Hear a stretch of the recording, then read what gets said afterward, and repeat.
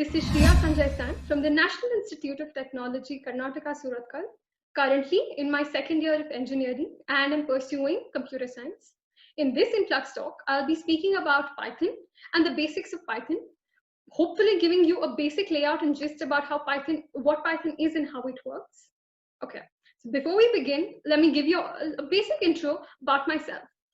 So, one of my hobbies is reading, and I'm a massive fan of nonfiction books. One of my absolute favorites is Tuesdays with Morrie, and my dad had introduced me to this book, and I'm eternally grateful. Another little thing about me, which is a weird quirk, is that I cannot resist bubble wrap. I absolutely cannot resist bubble wrap. As crazy as it may sound, it is the truth. So without any further ado, let us delve right into Python. A wise man once said that Python be the national language of the world. I can't quite disagree. So let's get started, shall we? Today I'll be speaking about the basics of Python, and I'll be sharing with you all a few facts which may not be the most common. So let's begin. What is Python? Let's begin with the basics. Python is a general purpose and a high-level programming language. It's used for developing desktop GUI applications, website, and web applications. Also, as a high-level programming language, it allows you to focus on the core functionality of, say, applications by taking care of the common and the most menial of tasks. So, and why is it known as Python? Well, okay.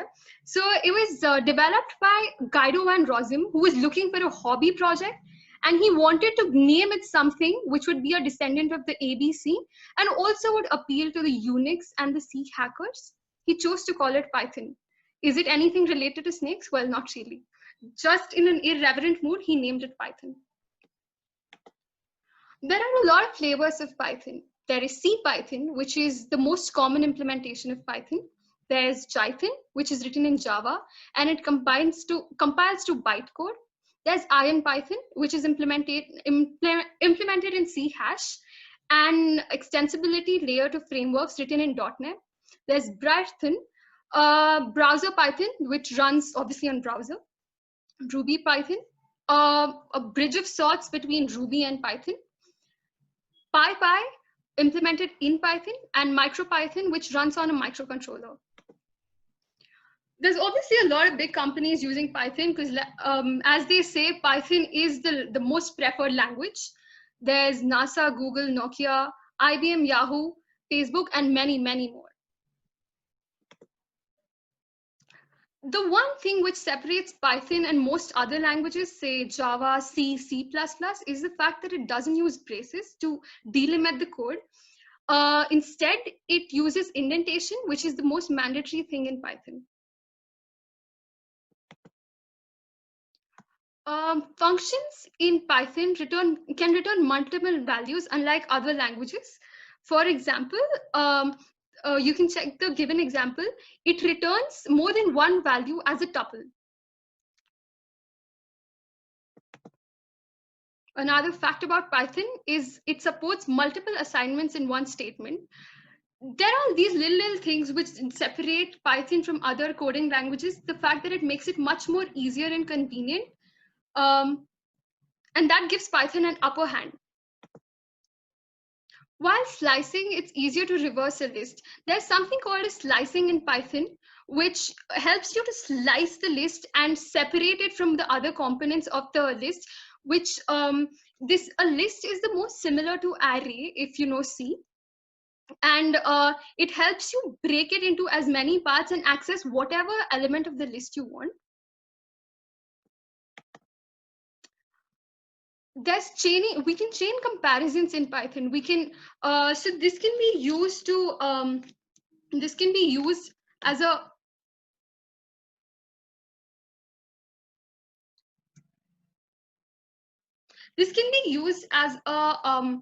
as a comparison checker of sorts.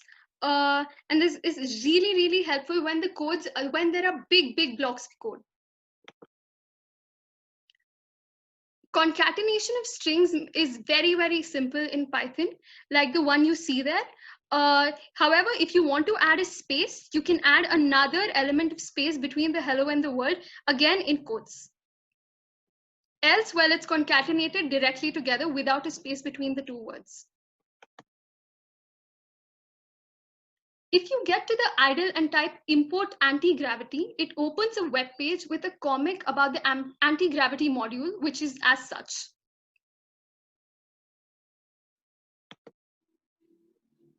Again, unlike many other languages, for and while loops can have else statements as shown in the given example.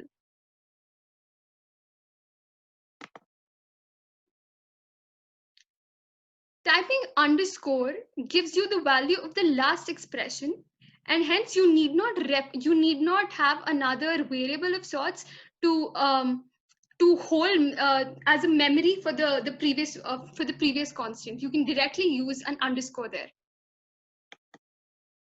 Another very shocking fact is the fact that people prefer Python over French. According to a recent survey in the UK in 2015, Python overtook French to be one of the most popular language taught in the primary schools. Out of 10, 6 parents preferred their children to learn Python over French, and hence it is one of the most preferred languages. And the Zen of Python. This one is one of the most interesting facts about it. Tim Peters, a major contributor to the Python community, wrote this poem to highlight the philosophies of Python. Python being developed in the Dutch land, the Netherlands, there's this beautiful line about them. There should be one, the most preferably one, and the only obvious way to do it. Although that way may not be the obvious at first, unless you're Dutch. Well, this is a little sassy comment on the.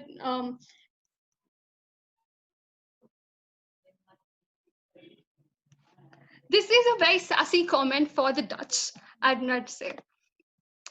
And that'll be all. For further reading on this rather interesting language, these are a few things which I would refer, and I'd want you all to refer to. There's W3 Schools. There's this YouTube channel by Corey Shafford, which has been one of the most helpful and an integral part of me learning it. There's a book which is Automate the Boring Stuff with Python, which really clears the basics and helps you strengthen the fundamentals. And again, another YouTube channel called Telusco Learnings Python. Great one at that. So that'll be all.